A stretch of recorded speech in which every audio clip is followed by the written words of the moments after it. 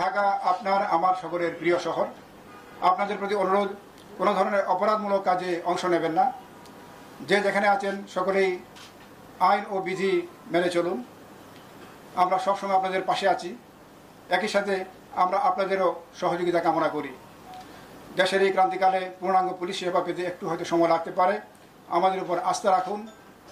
আমরা আমাদের সর্বোচ্চ পেশাদারিত্ব দিয়ে ঢাকা মহানগরীর আইন শৃঙ্খলা রক্ষায় চেষ্টা করে যাব।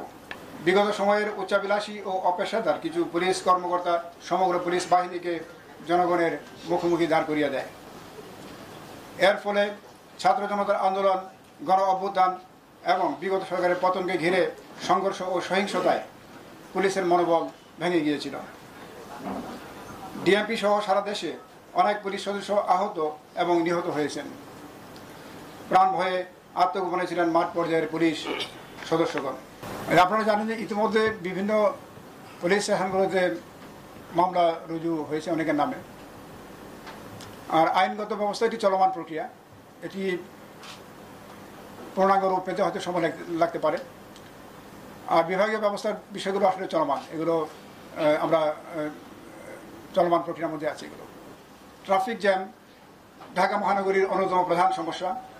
এই সমস্যার সমাধানকল্পে একদিকে দরকার সমন্বিত পরিকল্পনা এবং কার্যকরী উদ্যোগ, অন্যদিকে সকল নগরবাসীর অকুণ্ঠ সহযোগিতা, সচেতনতা ও সতর্কতা।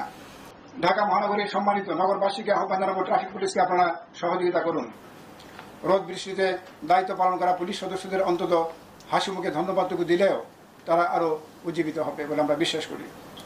ট্রাফিকের সকল স্টেক হোল্ডার আমাদের ট্রাফিক বিভাগে সহায়তা করলে ট্রাফিক জ্যামকে আমরা সহনীয় পর্যায়ে নিয়ে আসতে পারবো বলে আমরা বিশ্বাস করি। ভিআইপিদের বিরুদ্ধে অভিযোগ হচ্ছে তারা এই সমস্ত হত্যাকাণ্ডগুলোতে নির্দেশ দিয়েছিলেন অথবা উস্কানি দিয়েছিলেন। আপনারা এই ভিআইপিদের কাছ থেকে রিমান্ডে জিজ্ঞাসায় কি জানার চেষ্টা করছেন?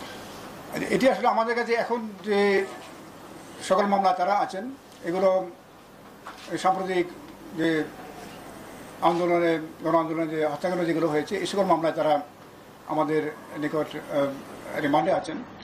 আমরা মূলত এই সকল বিষয়ে তাদের দিক থেকে যে সকল সহযোগিতা বা ধরেন তারা বিভিন্নভাবে হয়তো কেউ অর্থ নিয়োগ করেছেন, কেউ হয়তো পরামর্শ দিয়েছেন, অনেকে আবার বিভিন্ন সময়ে বক্তৃতা বিবৃতি দিয়ে এটাকে উৎসাহিত করেছেন। আমরা এই সকল বিষয়ে এই মুহূর্তে জিজ্ঞাসাবাদ করছি যে তাদের ইনভলভমেন্ট এটা পরিষ্কার হওয়ার জন্য। সাকিব আল হাসানকে যে মামলায় আপনারা গ্রেপ্তার দেখালেন, সাকিব আল হাসান জুলাইয়ের প্রথম থেকে সে বাংলাদেশের বাইরে, সে ইউএসএ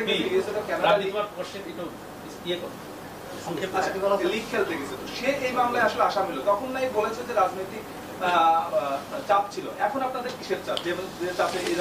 এটি আমি পরিষ্কার করি আপনাদের কাছে যে কোনো মামলায় বিভিন্ন ধরনের অপরাধী, বিভিন্ন ধরনের যাদের ইনভলভমেন্ট থাকে, তাদের যে প্রিন্সিপাল অফেন্ডার আছে, আবার অ্যাবেটর আছে।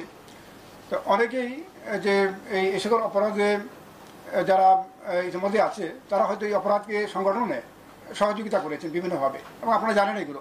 অনেকে আপনার অর্থ দিয়ে সাহায্য করেছেন, অনেকে পরামর্শ দিয়েছেন, অনেকে আপনার যে মিডিয়াতে উস্কানিমূলক বক্তব্য দিয়েছেন। তো এগুলো তো অপরাধ, আপনার অবশ্যই অপরাধ। এবং আমরা আইন অনুযায়ী যে কাজগুলো করবো, এভিডেন্স কালেকশন করবো। এভিডেন্স কালেকশন এবং যে কোনো মামলা তদন্তে এভিডেন্স কালেকশন অত্যন্ত গুরুত্বপূর্ণ, এবং যে কোনো অ্যারেস্ট আপনার হবে এই কালেক্টেড এভিডেন্সের উপরে।